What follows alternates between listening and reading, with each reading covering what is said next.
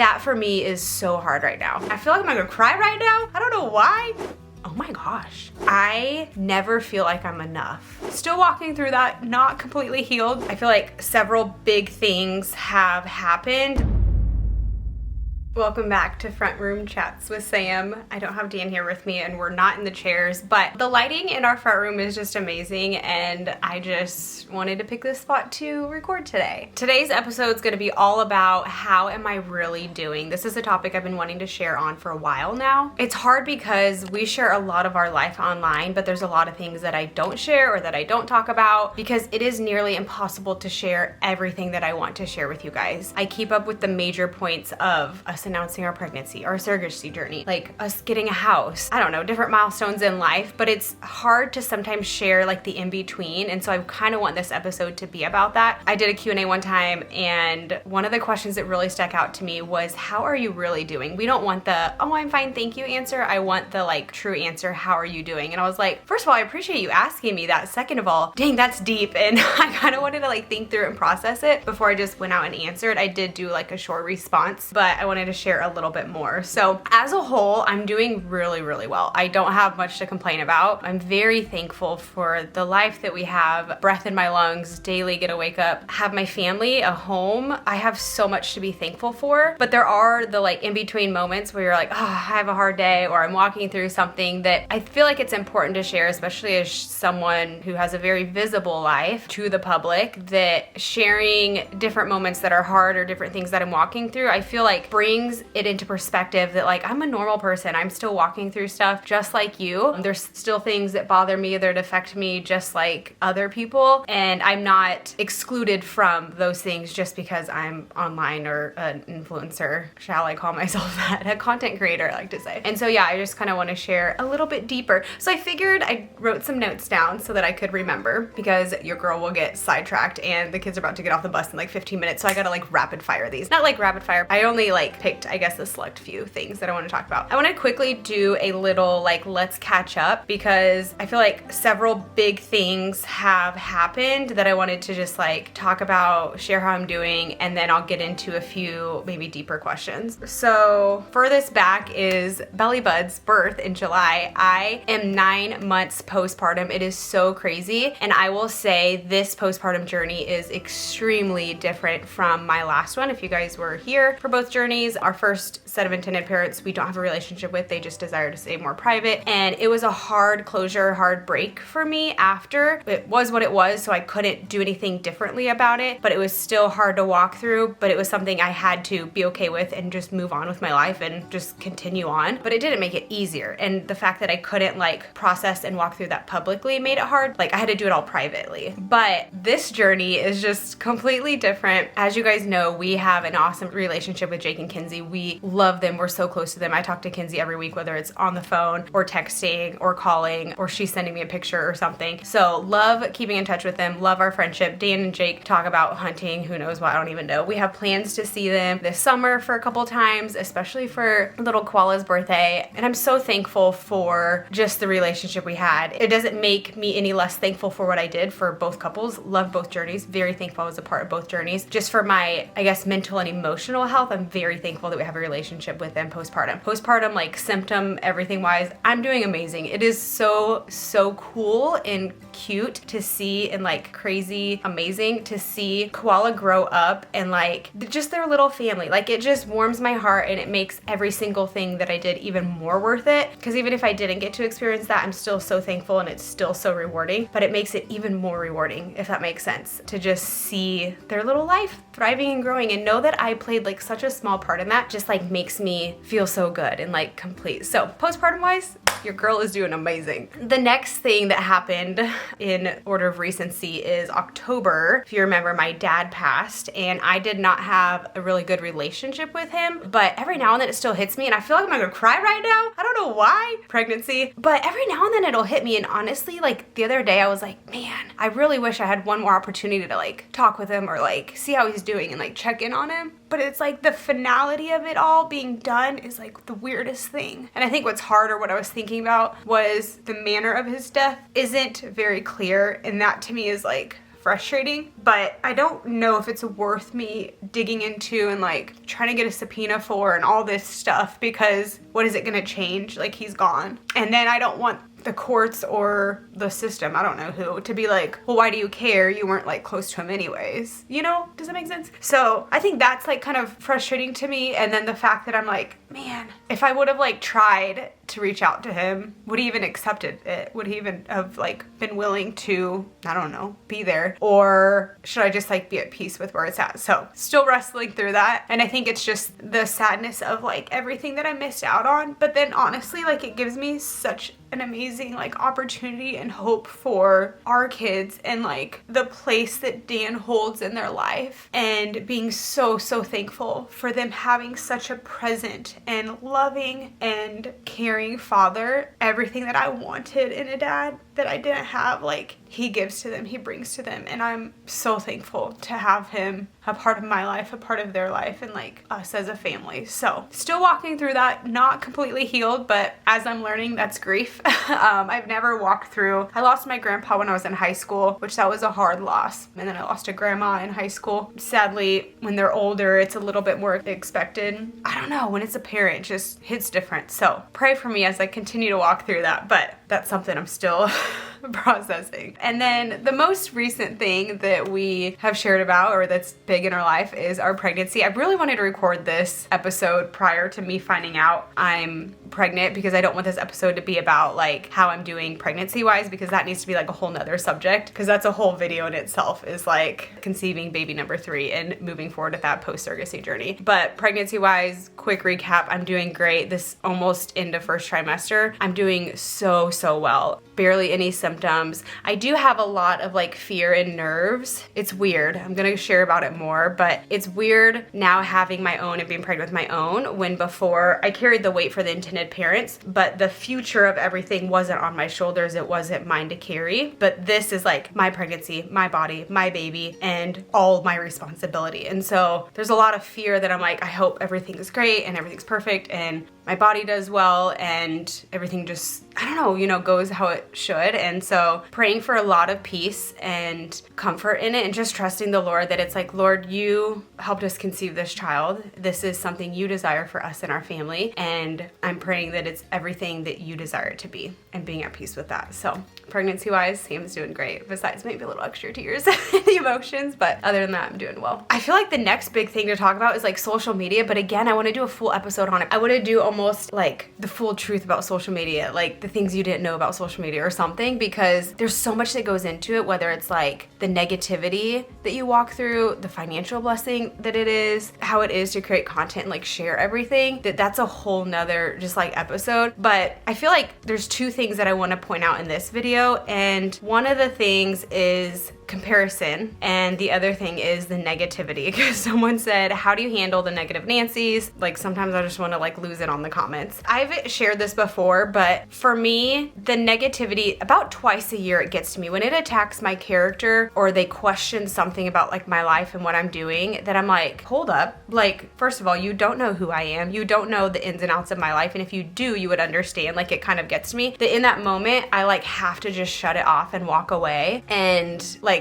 know that like that person's opinion isn't valid and doesn't hold a place in my life, because they don't know the situation, they don't know me, they don't know like my life fully and truly, that I can't let their words take value and take place in my life. And then in a practical way, honestly, the negative comments, you guys are the best. You will come after who's ever commenting something negative and like stick up for me and vouch for me, and it makes me like so thankful and so appreciative of you. And their negative comments builds engagement, which then gets me more views, which then pays my bills. So I can't get too mad at the negative Nancy's, because they kind of help me pay my bills and keep my lights on. So I'm in a sense thankful for them. But I feel like that kind of lightens it, that if I don't think about it in that way, it will get to me more. But I'm like, oh, well, thank you for commenting, because you're helping put money in my pocket. So I feel like that kind of lightens it rather than taking it too seriously, if that makes sense. marrying Dan was the best thing I could have done because his humor for things, and he just doesn't take things seriously. I mean, he does when it needs to, but he like thinks very logical, and like there's certain things that he's like, that doesn't need your time and attention, like just that holds no place. And I'm like, you're right, just ignore it, walk away. So that is something that, yeah, I definitely walk through, and a couple times a year if it happens, I just set it down and walk away and kind of reset. Or if it's like something that's really bothering me, then I'll take a couple days break to walk away and then come back refueled. So I've learned my lesson now, almost 5 years in. Oh my gosh. 2020 is when we kind of started. 2021 we went full time in it. So yeah, for sure 4 full years, which is amazing. I'll go into that more. Comparison is the other thing that I'm walking through right now, which I feel like is something in general that everyone walks through, whether it's you're comparing your marriage, you're comparing your looks, you're comparing your career, you're comparing your family, your home life, your home size to other people. That is such a like normal thing for people to do, especially online. But the moment I start to like compare myself to other influencers or other people I see online, I remind myself, if my 2021 self knew where I was at this point on social media, I would be in disbelief. I'd be like, I have 800,000 followers on Instagram, like caring about my life. I have 1 million followers on TikTok and 1 million on Facebook. Like, what even is this life? Like, I would be shocked and amazed and so grateful and thankful. So why compare myself to somebody else? Maybe I'm moving at a slower pace than somebody else, or a faster pace, or my page isn't as like curated and pretty or aesthetically pleasing. They have more brand deals than I do. The moment I start to do that, I just remind myself back to like where I was and what I like hoped and prayed for. The kids are here. Oh my gosh, I'm gonna have to move this into the bedroom. And like what I prayed for, I'm literally living in that right now. So why be upset at that, and why like get down on it? Like I need to be so thankful. And it's just a reminder that like I've come so far that like I can't compare myself. I need to stay in my lane and look at my goal. What's my goal? What has God called me to do? And really focus on that. The next thing that I want to talk about has to do with social media somewhat, is feeling lonely. But this is also aside from social media, just like in general. A year, probably 2 years ago, I started to feel like I was just craving girl time, friendships, and that's why I started my monthly craft night and then monthly cooking club with some girlfriends, because I realized or found that if I wanted a friend, that I needed to be a friend, and that if I was feeling this way, then I know there were so many other moms or women who are feeling the same way. I didn't have much to offer at the time. We were in our apartment, and I was like, you know what, I don't want to use this as a crutch or to be like, well, can't do anything because I'm in the apartment, I can't host. And I was like, you know what, I'm gonna do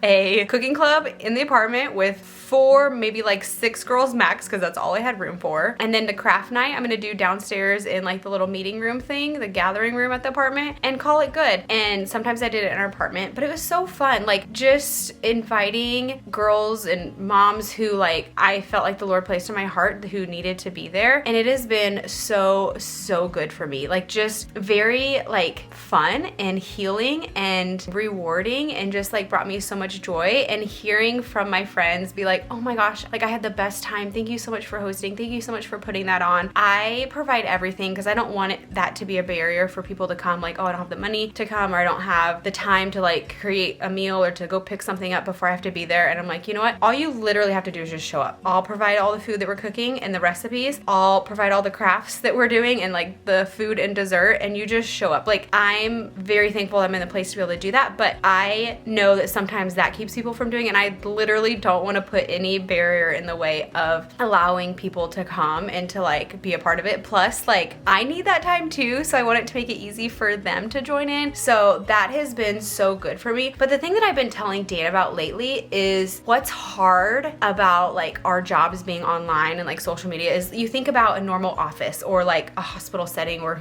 someone's a nurse and they have coworkers. Like you have those coworkers that you can banter with, like they understand the pain of the job because they're in it with you. You know, you have like your work parties and you have like your text group. Like you just have those people that go through everything that you do, and like you can just like mesh with each other because you guys get it. Like you all understand each other. That with social media, I have a handful of girls that I've met in person that we've hung out with, but I can't say that we're super close because like we just don't live close. Like here in Missouri, I don't know of any influencer in Missouri. I've seen a couple recently, but like I don't know, you have to have like everything in a sense that aligns. I feel like your faith, sharing somewhat of like similar content, kind of like friendship. Your husband's got to get along, your like kids got to get along. Like it just has to make sense and like be there. That I think that's what's hard for me lately is I don't feel like I have that. Like my friends here who like come to my craft days, like they don't do social media, so they don't fully understand that world where I'm craving friendship with like other influencers who like understand the pain of the job, you know, like understand the negativity and understand like the highs and lows of the job, like what it all entails, and that you can like do life with. That for me is so hard right now. But I'm reminding myself who I am, whose I am, that if I want a friend, I need to be a friend. And so I'm constantly trying to be there for my friends online, support them, show up for them, and love on them, celebrate them. And then it hopes that like all that will come back around to me one day. That I just pray, I'm like, Lord, is there any influencers in Missouri who want to like connect? Or heck, I'll fly and travel, you know me. I'm very thankful that Kenzie's continued to share her life. It's been so fun just watching her share, and you know, we'll be hanging out and meeting up too. So that means a lot to me. But yeah, I would say that's something I'm walking through. I'm like, I can't say that like I'm lonely, because I have like people a part of my life. I have my family, I have Dan every day that like we're together. I have the Lord, but in a work setting, it can be kind of isolating. It can be kind of lonely sometimes. And with that, I think sometimes like even though we do social media, again, I don't want to go too much into social media because I'll do a whole episode, but you kind of question like, is this really truly what I'm supposed to be doing? Like when we first started in April of 2021, I fasted for a week and I prayed, and my like phrase for that week was, God, show me what you want me to do. Give me direction. I want to do something that allows me to love you and love your people. Like that's it. Plus that like gives me time to be with my own family and provide for my own family. Like those are my like 4 parameters. Love you, love your people, provide for my family, and like have time with my family. And this job is seriously all of that. Like I could not be more thankful. But there are times where I'm like, because social media sometimes can be looked down upon, like, oh, you're an influencer, or oh, you like do social media, that I question sometimes like my purpose. Like, is this really what I'm supposed to be doing? Like in a sense, a lack of purpose or lack of like, I don't know. But then again, I look at it and I think about how many couples I've been able to like pray for and encourage, and like hearing some of your vulnerable stories in my DMs, and like I like feel it, and I'm able to pray for you. I'm able to like share my faith online. I'm able to like encourage people to like become a surrogate, to change other people's lives, to bring more life into this world, and share like Dan and I and our relationship and our humor with you, and like what a healthy marriage looks like. I don't know, like all of that makes it worth it. All of that makes me feel like I have purpose and what I'm doing is the right thing. But it can kind of be clouded in a sense by other people's thoughts or perspective on what you do, which then in turn you're like, wait, are they right? Or like, should I just like not listen to it? I don't know how to like feel about that, but sometimes it just like is one of those thoughts that I have to ponder and think through. But then again, right on the other side of wondering, is this truly what I'm supposed to be doing, is the confirmation that I am doing it. That like seeing the time that I have with my kids, the time that I have with Dan, the financial blessing that we're able to be to our friends and family because of this job, the opportunities that I have to encourage people, to pray for them, to love on them, and to like share our faith is more and greater than I would ever have at any other job. And for that, like I'm thankful, and I feel very at peace and very confident of where God has me in this season. And then the last thing on social media that I'll touch on is someone said, do you think that influencing content creation takes away from your life in a substantial amount for you and your family as a whole? My first answer to that is no, but I do think it can get to that point if you don't set healthy boundaries. I'm probably right in the middle. I could spend a little less time, you know, sharing or creating content than I do. But then there's the other side of it that I mentioned earlier, that like so many people are like, oh, where's the link for this? Or how do I get this? Or what's the advice on this? Like asking so many questions that you literally have to filter it out. It's physically impossible for me to share every aspect, to answer every question, to share every link, to like give every piece of advice. It's impossible. So then I have to like rein it down into what is most important. And so I do think I share more than most people, but I don't think it's necessarily a bad thing. I feel like me sharing more has allowed me to be real and raw and vulnerable and open up with you guys about what I'm truly feeling, like episodes like this, and share like details of our life that maybe other people don't share, and they just share their like outfit of the day okay with you. So I think it's just depending on the person, the type of creator that you're following. And me saying I'm right there in the middle is me recognizing that I do feel like I share, in a sense, the perfect amount that I want to share, but I could always scale it back. It's an area of growth for me to take time off, and that's one of my like downfalls or insecurities is I never feel like I'm enough. I constantly feel like I need to be doing something more, creating something more, learning something more, and going deeper into like who I am and who I could be, that it's hard to like limit my sharing. But managing my time and giving more time to my family, more time to Dan, and taking that Sabbath. If you guys are people of faith, you understand, or you know that one of the commandments that the Lord gives us is remember the Sabbath day and keep it holy. And it's just how the Lord created the heavens and the earth, and on the seventh day he rested, and he commands us to do the same, that after a full week of work, you take that last day to rest and reflect and to just refresh yourself, time with the Lord, time with your family. Like there's scripture and teachings that go into like how to actually rest on that day. It can still be like recreational rest, but just like what should you do to like refresh yourself and to rest in the Lord. That is something that has been you could ask Dan, a constant learning lesson in my life, because I am like a workaholic. I grew up with a single mom, and I've worked since I was 13, and I have had to work to provide for the family, like helping my mom pay the bills at 13, that like I didn't have an option. It was just something that you did. So I feel like in my adulthood, I'm still learning that like I'm now in control of that, and I don't have to work that much, and I don't have to do as much. It's ingrained in me to do that much, if that makes sense, to work hard. And I feel like there's just certain people who are driven that way. I do feel like it's mostly males who are more accomplished driven, or driven by recognition, or like succeeding or hitting certain achievements and milestones. But that's me as a female.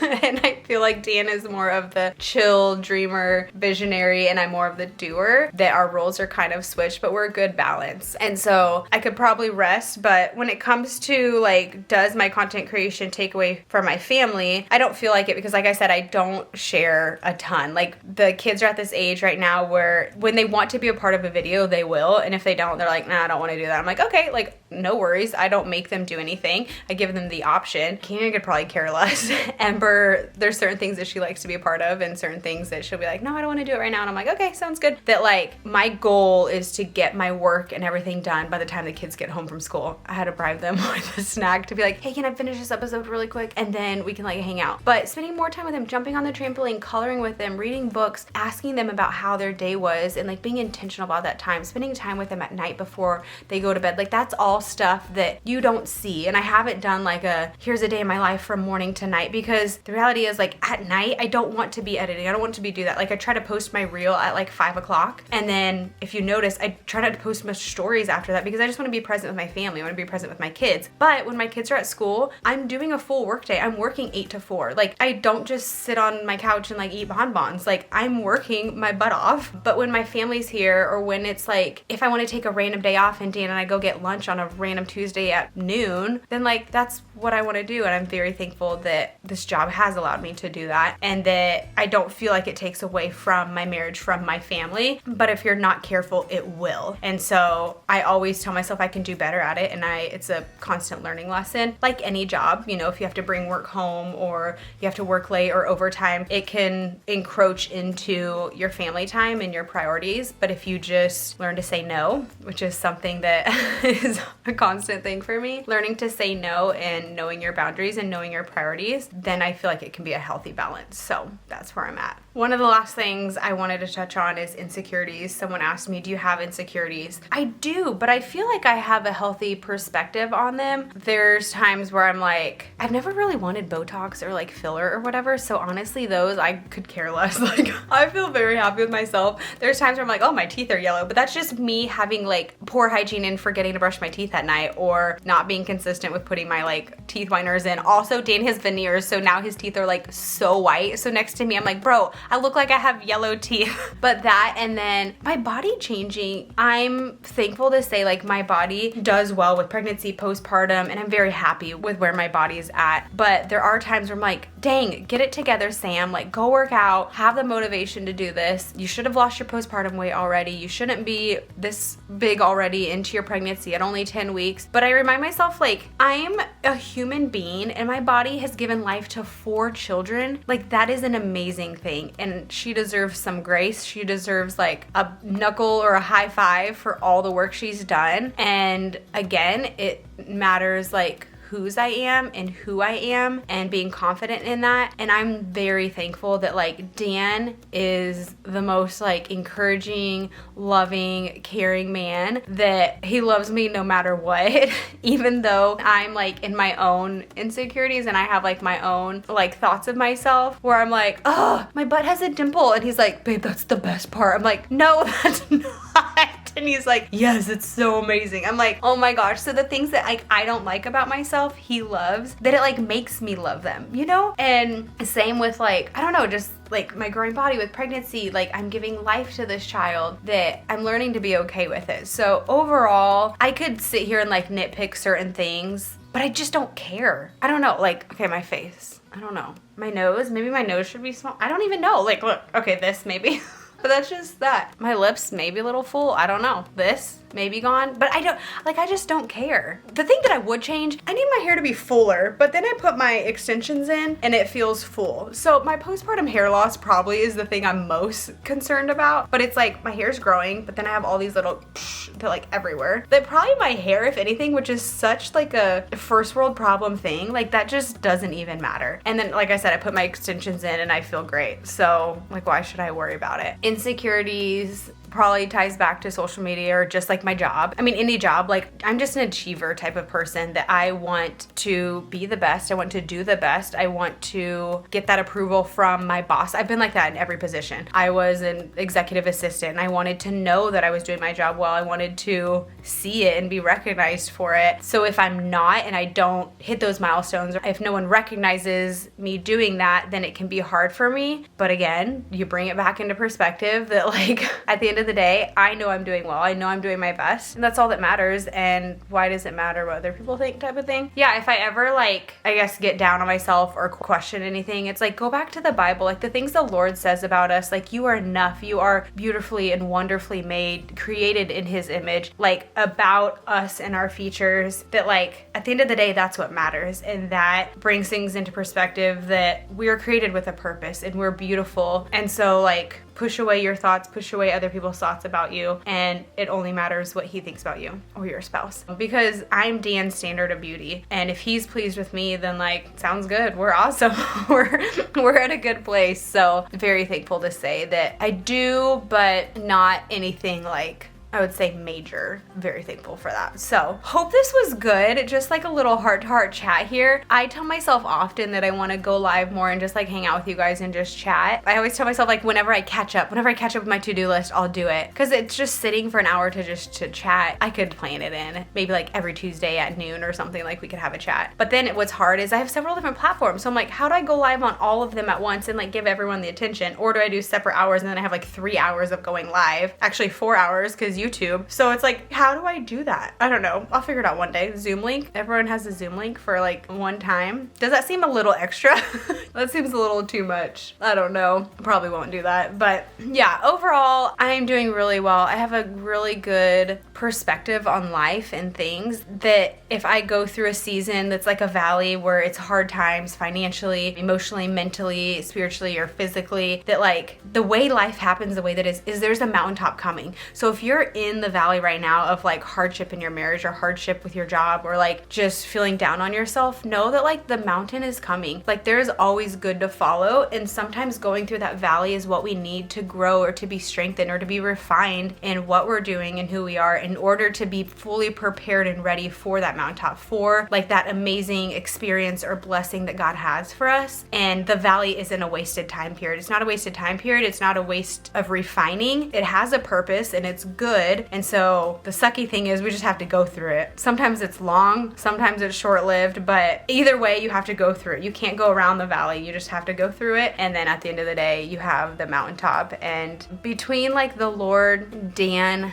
my family, my friends, like I have an amazing support system through every high and low that I go through postpartum, through pregnancy, through my dad's passing, through the trenches of social media. Like, I'm very thankful that we've got an amazing support system around me, and I have no other thing to feel other than gratitude and thankfulness despite the hard things in life that we walk through. And so if you don't have that support system around you, first of all, I encourage you to find a church, because you can find so much good community there. Shameless plug if you're in the Nixa, Springfield, Ozark, or surrounding areas. Love Limitless. It has been so great for us just to deepen our relationship with the Lord, our walk with Him, but also find community. That's the start to feeling more fulfilled in life and finding your purpose and walking through insecurities or walking through healing. And then sadly, if you don't have a good family or good support system with your family, like, your friendships are the next best thing. This is why we moved back to Missouri from Colorado, is because the friendships we have are so meaningful, and they're like as close to us as family, that sometimes when you don't have family or they're not able to be there for you, you can turn to your friends for encouragement, for prayer, for hardship that you're walking through, and it means so much. So find a good church, find a good support system, and remember that the mountaintop is coming. The valley is only a season. It doesn't last forever. That's what always keeps me going. So I hope this was good. Maybe I could do a little like heart-to-heart chat with Dan again in our